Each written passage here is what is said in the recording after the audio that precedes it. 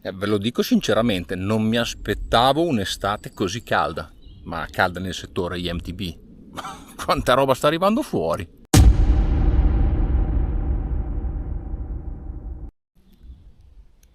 Partiamo subito con la bomba delle bombe perché era preventivato, non poteva essere altrimenti, me lo immaginavo.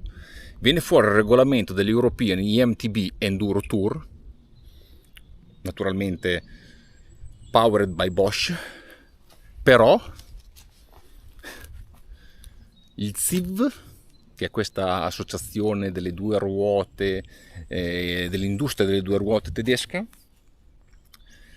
emette praticamente un regolamento che limita potenza massima a 750 watt e quindi taglia nettamente le gambe a DJI.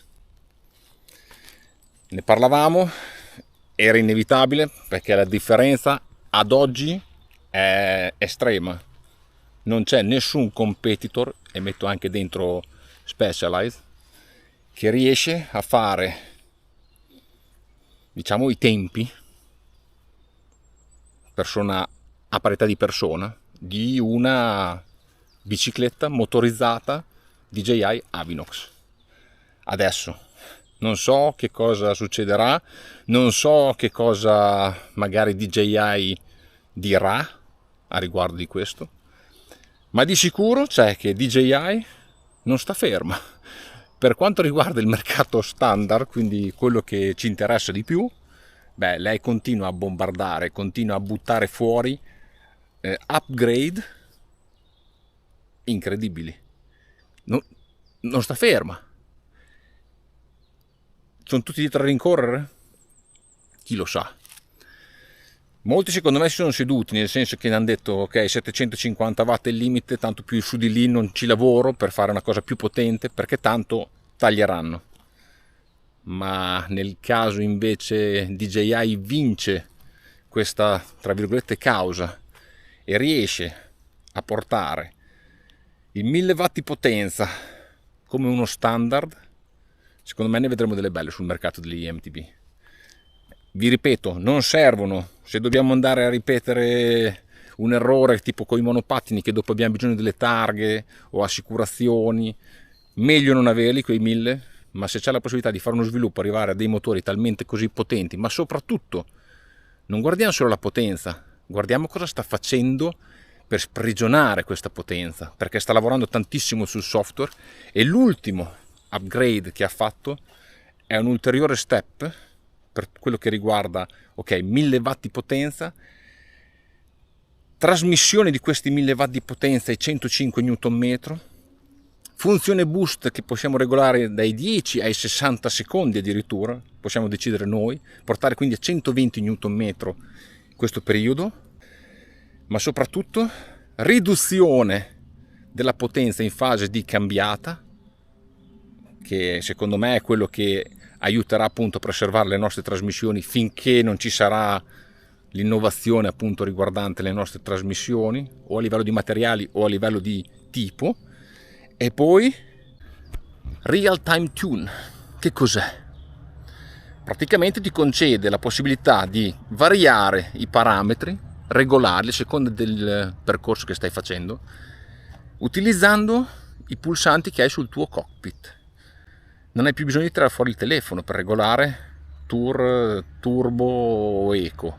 Diciamo, fai col telefono la base, uno standard, e poi con quei pulsanti, a seconda del percorso che ti trovi davanti, puoi andare a fare la regolazione. E secondo voi questa funzione Real Time Tune da chi l'abbiamo preso? Sì. Praticamente il micro tune di Specialized. Perciò DJI sta lavorando veramente bene, secondo me. Sta prendendo proprio le parti migliori che ci sono in giro nel mercato. Ha secondo me un motore che sarà molto difficile da battere, ma soprattutto sta lavorando sul software e sta implementando cose realmente interessanti. Ha fatto con prima uscita subito uno step incredibile rispetto agli altri competitor. E Specialized cosa fa sotto l'estate? perché siamo già quasi in estate. Beh, butta fuori Turbo Levo generazione 4 in alluminio. Una doppia versione, perché fa la base in alluminio e fa la comp in alluminio. Ma mentre nella generazione 3 avevamo anche due tipi di batterie come capacità, mantiene in entrambe la batteria DOT 40 e va a risparmiare 1.000 euro sul prezzo, la differenza fra i due modelli. Partiamo da 6.000 e poi con la comp andiamo a 7.000, però stessa batteria, stessa mastermind. Andiamo a cambiare solo ed esclusivamente ammortizzatori, quindi tutto un pacchetto Marzocchi per la versione alluminio base, mentre un pacchetto Fox per la versione comp. Andiamo a cambiare la trasmissione Eagle 70 per quanto riguarda la base e Eagle 90 per quanto riguarda la comp, però tutto il resto resta invariato, quindi prende la possibilità di variare il telaio, tutte le regolazioni che abbiamo, sede sterzo, ammortizzatore e caro posteriore. Abbiamo questa mastermind completa con anche il micro tune dynamic, che quindi vi lascia l'opportunità di variare sul momento senza l'utilizzo del telefono e avere sempre la potenza pronta al 100% col vostro joystick che avete sul cockpit. E oltretutto vi lascia la batteria DOT 40, la batteria possibile in acquisto da 600 e il range standard da 280 watt, pronti per portare la bicicletta ad un peso che può variare a seconda dell'utilizzo che ne fate.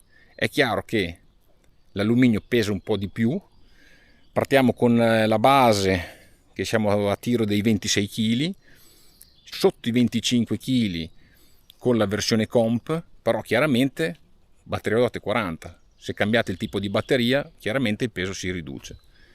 Quindi sotto l'estate apre una fascia di prezzo che va dai 6.000 ai 15.000 e una grandissima serie di biciclette tutte marchiate Specialized con, stavo dimenticando, motore 101 Nm e 666 watt di picco massimo, anche per l'alluminio. L'unica bicicletta che mantiene 111 Nm e 720 watt di picco massimo è la S-Works, che costa intorno ai 15.000 euro. Diciamo una scelta conservativa per quel motore lì, un motore 3.1 marchiato Specialized che comunque è completamente nuovo, eliminando cinghia, tutto ad ingranaggi. Ha fatto forse la scelta opportuna a non buttare fuori potenze estreme per tutti i modelli. Staremo a vedere col tempo, l'unica cosa che possiamo vedere è questa. Comunque ha già un software abbastanza sviluppato. L'unica cosa che secondo me gli manca in quel monitor è la navigazione, è comunque piccolo ma molto visibile perché è copiato da Apple Watch praticamente. Chissà se un domani verrà ampliato.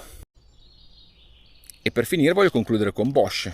Ok, aspettiamo tutti questa versione ufficiale dell'upgrade della generazione 5, 750 watt, 100 Nm.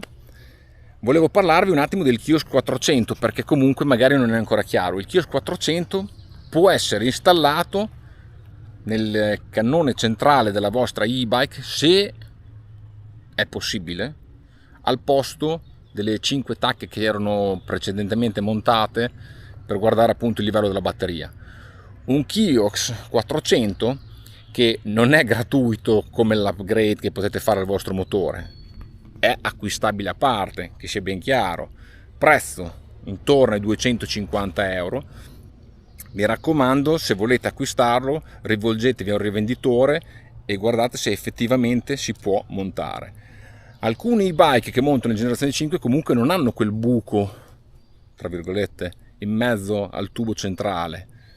Quindi io ho visto Feedlock propone un kit da montare sulla sede sterzo, sulla vite centrale della sede sterzo, con un sistema praticamente di aggaggio come quello che utilizza per molti cellulari da attaccare appunto sulla bicicletta, e vi consente di montare il Kiosk 400 lì sopra. sovrapprezzo di una trentina di euro per questo kit, che oltretutto ha anche una sede per l'AirTag di Apple, quindi insomma ha lavorato anche loro molto bene per riuscire ad integrare quel kit per tutte le IMTB Bosch che non hanno la possibilità di montare questo kit appunto nel tubo centrale. E quindi estate davvero alle porte, bollente, incredibile. Non avrei mai pensato biciclette nuove che escono adesso, che non so neanche se saranno disponibili da subito nei concessionari, non ho idea. È chiaro che attaccato all'estate, pensare alla gente che va in ferie, che magari vuol fare un acquisto di una bicicletta del genere, boh, chi lo sa, staremo a vedere. Software non ne parliamo perché ne escono ogni settimana, esce un upgrade, boh, staremo anche lì a vedere dove andremo a finire. Voi ragazzi commentate qui sotto, ditemi che cosa ne pensate di tutto questo mercato incredibile.